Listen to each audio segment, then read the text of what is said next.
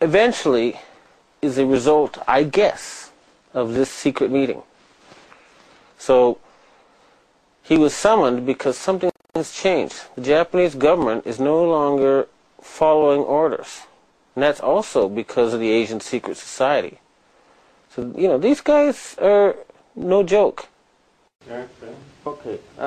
Now, if you had to say one message to the world, what would it be? The best hope for peace and prosperity in the world is greater cooperation among nations, which in turn will be produced if both our governments and the people of our countries travel more and get to know each other better. When I saw Rockefeller's photograph in the paper, I had a very, very bizarre experience. I've never experienced something like this before, but it appeared somehow like my great-grandfather, G.T. Fulford, was channeling to me. I know this, you know, what? Well, he was saying, you better tell David he's not got long to live, and he's got a chance here to change his ways. And it is the best approach. If you can get this man to change his mind, so many other things will change. But if you think I'm crazy, and maybe I am, but the William Lyon Mackenzie King, a man who was Prime Minister of Canada for 21 years, that's the longest Prime Minister in the Commonwealth, and longer than any U.S. president, okay? He regularly consulted with the ghost of my great-grandfather. And for some reason, 70 years after the fact, to this day, the contents of what that ghost told him have not been made public. They're not available on the transcripts of his diary that are on the web.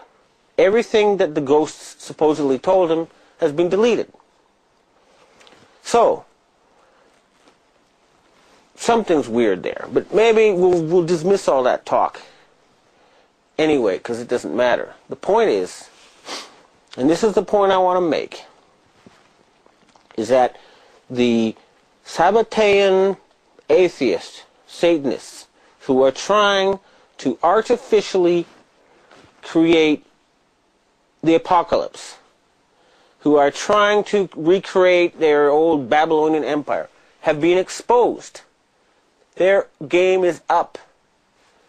It's over. They're not going to accomplish it. They're not going to start World War III. They're lucky if they're going to stay alive.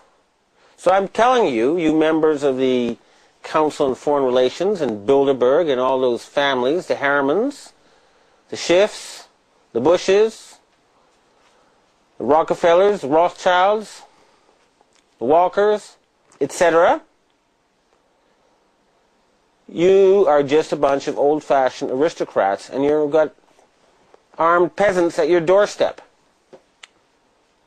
You are in grave danger, extremely grave danger, and I'm offering you a chance to actually make your biblical prophecies come true. It's easy, and it's not crazy. It's scientifically provable. All they got to do is stop war. All the money that's used towards war to ending poverty, saving the environment, saving the planet. And here's the clincher, it is now technically possible to give people lifespans of hundreds of years and eventually eternal life on this earth. And that's hard science, not fantasy. And it's also possible to make people radically more intelligent, okay? Don't you see? Eternal life and superpowers available on this earth. Now, if that doesn't qualify for something that could be called end of times, I don't know what is. And if these people want to build a new ziggurat or temple, well, go for it. Just do it somewhere where you got clear property rights. You know, there's nothing in the Bible that says it has to be in exactly the same place. So you can carry out your damn prophecies and save the planet and give people eternal life, or you can be killed. Think about it. This is real. This is not some crazy guy. Do the hard research. Look at the science. Look at the facts. This is true. Now, the people in the U.S. Army, I tell you this, if those, members of your elite slave-ruling class, who you just become dimly aware of recently, do not take this suggestion, I strongly recommend that the Provost Marshal arrest them. And if you dismantle their so-called charitable funds and their trust funds, which is just disguised form of landed aristocracy, you'll find that there'll be more than $100,000 for every man, woman, and child in America. There's a lot of families that could use that kind of money. Now, of course, if they go and all spend it right away, it'll become worthless. But if they spend it carefully, their futures will be much better. So, if these ruling families do not listen and change their hearts, arrest them. And I know that's happening. I know their day is finished. And to you in the military, I say this.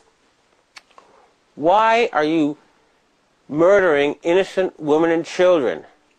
You realize that you're going to be seen by history as the same as the Nazi generals who did not stand up to Hitler, and that you will face war crimes, trials, unless you do the right thing, which the American people want, and your army is useless, okay? Think about it. The Chinese submarines are popping up behind your aircraft carriers. That means they're sitting ducks. Your entire fleet of aircraft carriers is useless junk now. Your satellites are all going to be blown out of the sky. Your dollar is going to be trashed. And most important of all is you don't have any enemies anyway. Nobody wants to fight you. Nobody wants war. The planet is tired of war. You don't need to invent new wars just to keep yourselves employed. Go terraform Mars. Go save hungry kids in Africa. Go fix up ecosystems. You know, there's a lot of better things to do with your organization than kill innocent Iraqis. And you know it. Your people know it. You want to go back to Kennedy's America. And that's something that you should do. It's a decent thing. It's the right thing. You know, just follow your common sense. We have now the scientific ability to give people permanent life on this earth. Superpowers. We can end poverty, stop environmental destruction. You want to do that, or do you want to keep on with endless war? And to you conspiracy people, I have a word to say to you guys too, okay? It's easy to criticize someone for spilling a glass of milk. It's much harder to put the milk back in the glass. So it's fine to criticize, and it's great, but you've got to spend a little bit more energy and time coming up with alternatives. If you want to really get the power, you have to come up with a better plan, not just criticize the plan that's going on now. However, basically I salute you, and I'll let you know that the people of the world are on your side, and the horrible, nasty American government you have now is about to fall. Its days are finished. And humanity is about to wake up from a long and terrible nightmare. We're going to see the most wonderful things. Dawn is coming.